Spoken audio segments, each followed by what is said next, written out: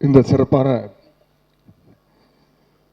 நூல் வெளியீட்டு விழாவில் கலந்து கொண்டுள்ள மாண்புமிகு அமைச்சர் அண்ணன் திரு சிவசங்கர் அவர்களே, சட்டமன்ற உறுப்பினர்கள் அண்ணன் திரு ஜே கருணாநிதி அவர்களே, விடுதலை சிறுத்தைகள் கட்சியினுடைய துணை பொதுச் செயலாளர் சகோதரர் திரு ஆலூர் ஷானவாஸ் அவர்களே, மூத்த பத்திரிகையாளர்கள் திரு ஏஎஸ் பன்னீர்செல்வம் அவர்களே, திரு விஜயசங்கர் அவர்களே, திரு ஜென்ராம் அவர்களே, திரு திருஞானம் அவர்களே, அரசியல் செயல்பாட்டாளர் திருமிகு தீஸ்தா செதல்வாட் அவர்களே, we welcome you to Chennai, madam. You have to learn Tamil very soon.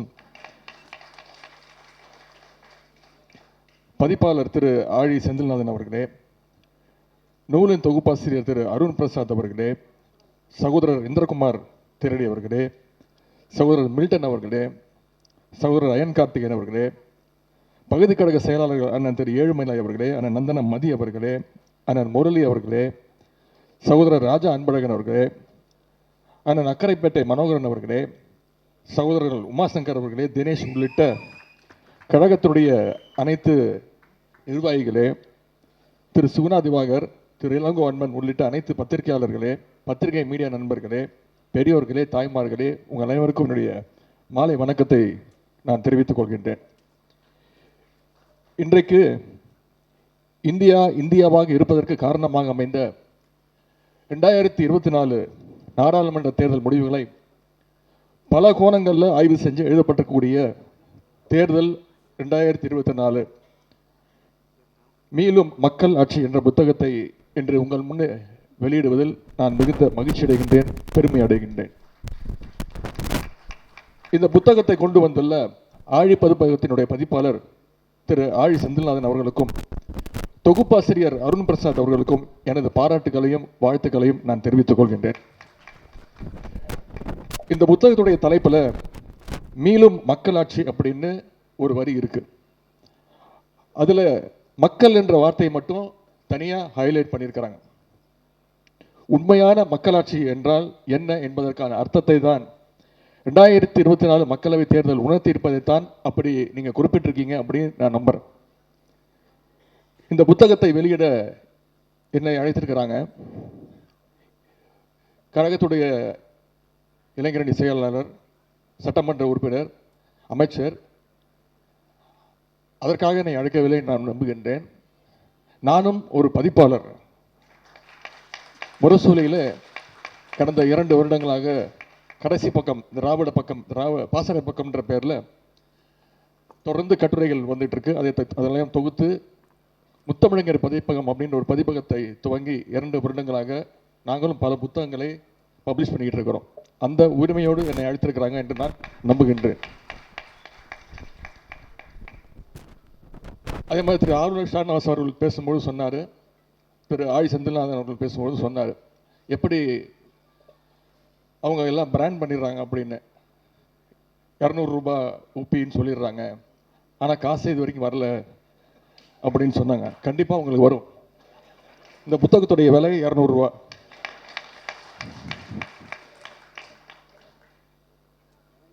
அது மட்டும் இல்லாமல் என்னை அழைத்ததற்கு இன்னொரு அர்த்தம் இருக்கு அப்படின்னு நான் நம்புறேன். எனக்கும் ஒரு சிறு பங்கு இருக்கு என்று நான் முழுமையாக நம்புகின்றேன். கழக தலைவர் மாண்புமிகு தமிழ்நாடு முதலமைச்சருடைய கட்டளை ஏற்று கடந்த மக்களவை தேர்தல் பிரச்சாரத்திற்காக தமிழ்நாடு, புதுச்சேரி முழுவதும் நான் பயணம் செஞ்சிருக்கிறேன், மக்களை போய் சந்திச்சிருக்கிறேன். மொத்தம் 22 நாட்கள் 9000 கிலோமீட்டர் பயணம் பண்ணி கிட்டத்தட்ட 125 பிரச்சார கூட்டங்களில் பிரச்சாரம் பண்ணி மக்களை சந்தித்து வாக்கு கேட்டிருக்கேன். தேர்தல் பிரச்சாரத்தில் நான் 2 முக்கியமான விஷயங்களை உணர்ந்தேன். ஒன்று, கழக அரசினுடைய திட்டங்களுக்கான அந்த ஆதரவு நிலை, மகளிருக்கான விடியல் பயணம், புதுமை பெண் திட்டம், முதலமைச்சருடைய காலை உணவு திட்டம், கலைஞர் மகளிர் உரிமை தொகை, இப்படி பல்வேறு திட்டங்களுக்கு மிகப்பெரிய ஒரு ஆதரவு. குறிப்பாக தாய்மார்களிடத்தில், மகளிரிடத்தில் நம்முடைய கழக அரசிற்கும் நம்முடைய முதலமைச்சருக்கும் இருந்த மிகப்பெரிய வரவேற்பு. இரண்டாவதாக நான் பார்த்தது பாசிஸ்டுகளுக்கு எதிரான மக்களுடைய உண்மையான நியாயமான கோபம். குறிப்பாக மதவாதம், ஒரே நாடு, ஒரே மொழி, ஒரே மதம், ஒரே உணவுன்னு சொல்கிற பாஜகவுடைய அந்த வெறுப்பு பிரச்சாரம். நிதி உரிமை உள்ளிட்ட மாநில உரிமைகளை பறிக்கின்ற அந்த போக்கு, இதற்கு எதிரான மாபெரும் மக்களுடைய கோபத்தை பிரச்சார காலத்தில் நான் உணர்ந்தேன். அந்த அடித்தளத்தில் தான் 2024 தேர்தல் முடிவுகள் வந்திருக்கு. அதைத்தான் இந்த புத்தகத்தில் உள்ள ஒவ்வொரு கட்டுரையும் தெளிவாக விளக்கியிருக்கின்றார்கள். இதில் ஒரு முக்கியமான கட்டுரை இடம்பெற்றிருக்கிறது. அதுவும் நம்முடைய முதலமைச்சருடைய கட்டுரை புத்தகத்துடைய முதல் கட்டுரை. பாஜகவுடைய 10 வருட பாசிச போக்கையும் அதற்கு இந்தியா கூட்டணியும் மக்களும் எப்படி கடிவாளம் போட்டார்கள் என்பதை நம்முடைய முதலமைச்சர்கள் கிட்டத்தட்ட ஒரு 360 டிகிரியில் அந்த கட்டுரையை அலசியிருக்கிறாங்க. கட்டுரையில் முதலமைச்சர் எழுதிப்பது போல, தேர்தல் முடிவுக்கு பிறகு மோடியுடைய நடை உடை பாவனைகள் எல்லாம் மாறிவிட்டன. மோடியுடைய நடை உடை பாவனைகள் தான் மாறிக்கிறது தவிர அவருடைய பாசிச சிந்தனைகள் இன்னும் மாறவே இல்லை. அதை நம்மால் மாற்றவும் முடியாது. தேர்தலில் மிகப்பெரிய பின்னடைவு செஞ்சது பிறகும் ஒரே நாடு ஒரே தேர்தல் திட்டத்தை இப்போ செயல்படுத்த துடிக்கிறாங்க. அதற்கு ஒன்றிய அமைச்சரவை ஒப்புதல் கொடுத்திருக்கு. ஆனால் அதை நாம் எந்த காலத்திலும் ஏற்கப் போவதில்லை என்று நம்முடைய முதலமைச்சர் அவர்கள் தெளிவாக சொல்லியிருக்கிறாங்க. அப்படிப்பட்ட அளவில்லாத அதிகாரத்தை அடைய நினைச்ச மோடிக்கு இந்த தேர்தல் முடிவுகள் சரியான பாடம் புகட்டிருக்கு. இதற்கெல்லாம் முதலமைச்சர் அவர்கள், நமது முதலமைச்சர் அவர்கள் முன்னின்று உருவாக்கிய அந்த இந்தியா கூட்டணி தான் காரணம். நம்ம கூட்டணிக்கு இந்தியான்னு பெயர் வச்சோன்னே பயந்துட்டாங்க. நம்ம நாட்டுடைய பெயரையே மாற்றுறதுக்கு முயற்சி பண்ணாங்க. இந்தியாங்கிறத தூக்கிட்டு பாரதம் பேச ஆரம்பிச்சாங்க. இனிமேல் இந்தியாங்கிற வார்த்தை யாரும் பேசக்கூடாத அளவுக்கு பயந்து போனாங்க. மூன்றாவது அணி அது எப்பொழுதுமே கரை சேராதுன்னு தேர்தலுக்கு ஒரு வருடம் முன்பே, அதாவது மார்ச் 2023 அன்றே நம்முடைய முதலமைச்சர் அவர்கள் மிக தெளிவாக சரியாக எடுத்து கூறினார். எதிர்க்கட்சிகளுடைய ஒற்றுமையை நம்முடைய தலைவர் அவர்கள் மீண்டும் மீண்டும் வலியுறுத்தி கொண்டே இருந்தார்கள். அவற்றை பற்றி நம்முடைய முதலமைச்சர் அவர்கள் இந்த புத்தகத்திலே மிக தெளிவாக எழுதியிருக்கிறாங்க. அதேபோல் முன்னாள் ஒன்றிய அமைச்சர் அண்ணன் திரு ப சிதம்பரம் அவர்கள், மக்களவை உறுப்பினர் அண்ணன் திரு ரவிக்குமார் அவர்கள், பத்திரிகையாளர் திரு AS பன்னீர்செல்வம் அவர்கள், பொருளாதார அறிஞர் அமர்த்தியா சென்னுடைய உரையாடல், யோகேந்திர யாதவ், முகமது ஜுபேர் என இந்தியாவின் ஒட்டுமொத்த முற்போக்கு முகங்களும் மதச்சார்பின்மை குரல்களும் இந்த புத்தகத்தில் 25 கட்டுரைகளை சிறப்பாக எழுதியிருக்கிறாங்க. நாடாளுமன்ற தேர்தலுக்கு முன்பு பிரதமர் மோடி பற்றி எப்படிப்பட்ட பிம்பம் உருவாக்கப்பட்டுச்சு உங்களுக்கே தெரியும். அவர் தோற்கடிக்கவே முடியாதுன்னு சொன்னாங்க. இன்னும் சொல்ல போனால் பாஜக கூட்டணி 400 இடங்களுக்கு மேலே ஜெயிப்பாங்க. பாஜக மட்டும் தனியாகவே 300 தொகுதிக்கு மேலே ஜெயிப்போம் அப்படின்னாங்க. என்னென்னமோ கலர் கலராக எழுதி விட்டாங்க. குறிப்பாக அதுவும் தமிழ்நாட்டில் நாங்கள் ஜெயிக்கலனாலும் வட இந்தியா முழுக்க நாங்கள் தான் ஜெயிக்க போகிறோம்னு சொன்னாங்க. பாஜகவுக்கு ஒரு மாநிலம் போதும், நாங்கள் உத்தரப்பிரதேசம் ஒரு மாநிலத்தில் நாங்கள் ஜெயிச்சிடும், அதுவே போதும் அப்படின்னாங்க. அதுலேயும் இந்த வடநாட்டு செய்தி சேனல்கள்லாம் இருக்குது, உங்களுக்கு தெரியும். என்னென்ன கலர் கலராக ரீல் விட்டாங்க. ஹிந்தி சேனல் மட்டும் இல்லை, இங்கிலீஷ் சேனல்களும் சேர்ந்து ரீல் விட்டாங்க கருத்து கணிப்புன்ற பேரில். சில சேனல்கள் ப்ரீபோல் சர்வே அப்படின்னு பாஜகவுக்கு 400க்கும் அதிகமான தொகுதியை கொடுத்து வெற்றி உறுதிட்டாங்க. இன்னும் சில சேனல்கள் ரொம்ப நடுநிலைமையாக சேர்ந்துக்கிட்டு ஒரு 10 சீட்டு 15 சீட்டு கம்மி பண்ணிட்டு இல்லை 385 தான் ஜெயிப்பாங்க, 390 தான் ஜெயிக்க முடியும் அப்படின்னு பாஜகவுக்கு முட்டு கொடுத்துக்கிட்டே இருந்தாங்க. ஆனால் ஆட்சி அமைப்பதற்கு தேவையான அந்த 272 இடங்களை கூட பிடிக்க முடியாத இடத்துல தான் பாஜகவை இந்திய மக்கள் வச்சாங்க. இந்த தேர்தலில் பெரும்பாலான மெயின் ஸ்ட்ரீம் ஊடகங்களை விட துருவ் ராட்டி, முகமது ஜுபேர் மாதிரியான independent YouTubers, fact checkers, Alt News, பேரலை மாதிரியான இண்டிபெண்டன்ட் ஊடகங்களும் தான் பாசிஸ்டுகளை எதிர்த்து பல்வேறு உண்மைகளை வெளில கொண்டு வந்து பேசினாங்க. பத்திரிகையாளர் நண்பர் இந்திரகுமார் தேரடி, நண்பர் மில்டன் உள்ளிட்டோரெல்லாம் பல மாநிலங்களுக்கு சுற்றுப்பயணம் பண்ணி அங்குள்ள சூழல்களை விரிவாகவே இந்த புத்தகத்தில் எழுதியிருக்கிறாங்க. அவர்களுக்கு என்னுடைய பாராட்டுகள். யூடியூபர்ஸ், பத்திரிகை நண்பர்கள் எப்படி பொறுப்பாக செயல்படணும், அவர்களுடைய வார்த்தைகள், அவங்களுடைய நிகழ்ச்சிகள் எவ்வளோ பொறுப்பாக இருக்கணும் அப்படிங்கிறதுக்கு நண்பர் இந்திரகுமார் தேரடி அவர்களும் மில்டன் அவர்களும் ஒரு சிறந்த, இப்போது வருகின்ற இளைஞர்களுக்கு ஒரு சிறந்த எடுத்துக்காட்டாக இருக்கின்றாங்க. இன்று காலை ஒரு நிகழ்ச்சியை முடிச்சுட்டு, ஒரு ஆய்வுக் கூட்டத்தை முடிச்சுட்டு வெளியில் வந்து என் ஃபோனை திறந்து யூடியூப்பை திறந்து பார்த்தோம். நானே பயந்துட்டேன். என்ன தெரியுமா தலைப்பு தமிழில், உதயநிதி துணை முதலமைச்சர் ஆகிறாரா? ரஜினி சூப்பர் ஸ்டார் ரஜினிகாந்த் ஆவேசம்.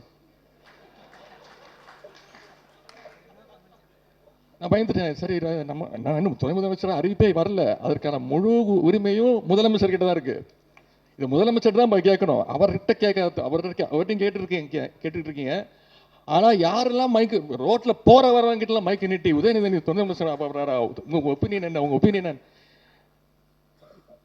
என்கிட்ட கேட்டீங்க. சரி, அவர் பாவம் படப்பிடிப்புக்காக விமான நிலையத்துக்கு போறாரு. அவரை போய் வழிமறிச்சு இடம் கொடுக்காம, அவர் ஃப்ளைட்டுக்கு டைம் ஆச்சுன்னு நினைக்கிறேன், அவர்கிட்ட போய் நீட்டு அவர் சொல்லிட்டாரு எங்கிட்ட இந்த அரசியல்கள்லாம் கேட்காதீங்க அப்படின்ட்டு போயிட்டாரு. ஆனா அவங்க வச்சிருக்கிற தலைப்பு என்ன, படிச்சா என்னன்னு தோணும்? உதயநிதி துணை முதலமைச்சரா, சூப்பர் ஸ்டார் ரஜினிகாந்த் ஆவேசம். இப்படி. அதனால பத்திரிகை நண்பர்கள், இன்னைக்கு இதுக்கு என்ன தமிழ் வைக்க போறீங்கன்னு தெரியல. உதயநிதி சூப்பர் ஸ்டார் ரஜினிகாந்துக்கு பதிலடி அப்படின்னு வைப்பாங்க. நானே எடுத்து கொடுத்துறேன்.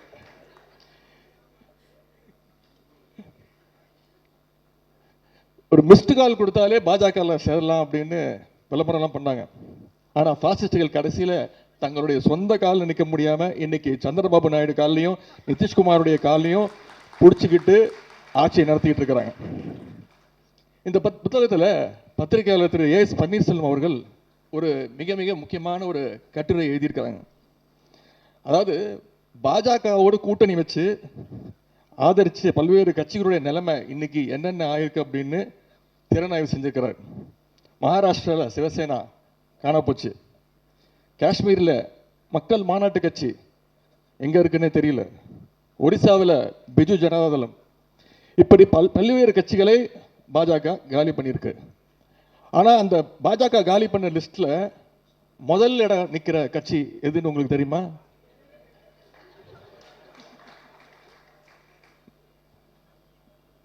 எது?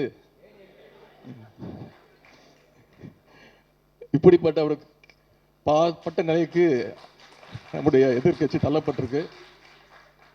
அவங்க மீண்டு வரணும் என்பதுதான் என்னை போன்றவருடைய ஆசை. சங்கிங்கெல்லாம் எப்ப பார்த்தாலும் எங்க மோடியை பார்த்து அமெரிக்காவே பயப்படுது, எங்க மோடி பேசினார்னா ஐரோப்பாவே நடுங்குது, எங்க மோடியை பார்த்து அண்டார்டிகா உருகி போயிடுச்சு, இப்படிதான் ஊட்டுவாங்க. ஆனா இப்போ ஆந்திராவில் போய் கேட்டு பாருங்களேன், மோடி யாரை பார்த்து பயப்படுவாருன்னு. ஆந்திர மாநிலம் முழுக்க சொல்லுவாங்க, எங்க சந்திரபாபு நாயுடு பார்த்து தான் மோடி பயப்படுவார் அப்படின்னு. இனிமே மோடியுடைய பிம்பத்தை பீகார் மக்கள் கூட நம்ப மாட்டாங்க. இந்திய வரலாற்றிலேயே ஒரு பிரதமரே பிரச்சார காலத்தில் மத ரீதியான வெறுப்பு பேச்சுகளை பேசியது இந்திய வரலாற்றிலேயே இதுதான் முதல் முறை. ராஜஸ்தான் மாநிலம் பன்ஸ்வாரா தொகுதி பிரச்சாரத்தில் இஸ்லாமியர்களை குறி வச்சு தாக்கி பேசினார் திரு மோடி அவர்கள். அந்த தொகுதியில் பாஜக வேட்பாளர் படுதோல்வி அடைஞ்சார். தேர்தலுக்கான முக்கிய யுக்தியா அயோத்தியில் ராமர் கோயில் கட்டினாங்க. ராமருக்கு அவர் தான் பிராண்ட் அம்பாசிடர் மாதிரி காட்டிக்கிட்டாங்க. ஆனால் அயோத்தியை உள்ளடக்கிய அந்த ஃபைசாபாத் தொகுதியில் மக்கள் பாஜகவை புறக்கணிச்சாங்க.